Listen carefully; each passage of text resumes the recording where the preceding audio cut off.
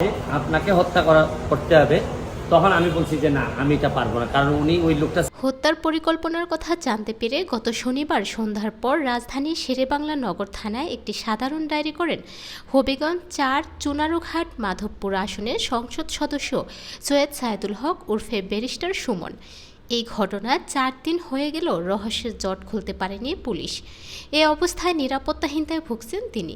এমন পরিস্থিতিতে আরও অনেকবার পড়েছেন উল্লেখ করে মঙ্গলবার সংসদ সদস্য সাইদুল হক বলেন, এবার বিষয়টি ভিন্ন, কারণ আমার থানার ওসি এসে যখন আমাকে এই ঘটনাটি জানান এবং এই তথ্য প্রদানকারীর সঙ্গে মুঠোফোনে কথা বলিয়ে দেন, তখনই আমি ঘটনাটিকে গুরুত্ব দিয়ে ঢাকায় একটি সাধারণ ডায়েরি করি। তিনি বলেন, ব্যক্তিগতভাবে দুর্নীতির বিরুদ্ধে আমি সোচ্চার। দুর্নীতিবাজদের নিয়ে সংসদে আমি কথা বলেছি, এমনকি প্রধানমন্ত্রী ও স্পিকারের সামনেও কথা বলেছি। এখন কারা আমার এই কাজের ওপর ক্ষুব্ধ, এই বিষয়টি আমার পক্ষে চিহ্নিত করা কঠিন। আইনি প্রক্রিয়া হিসেবে আমি জিডি করেছি। এখন পুলিশ প্রশাসনের দায়িত্ব এই ঘটনার গভীরতা ও এর রহস্য উদ্ঘাটন করার ব্যবস্থা নেওয়া।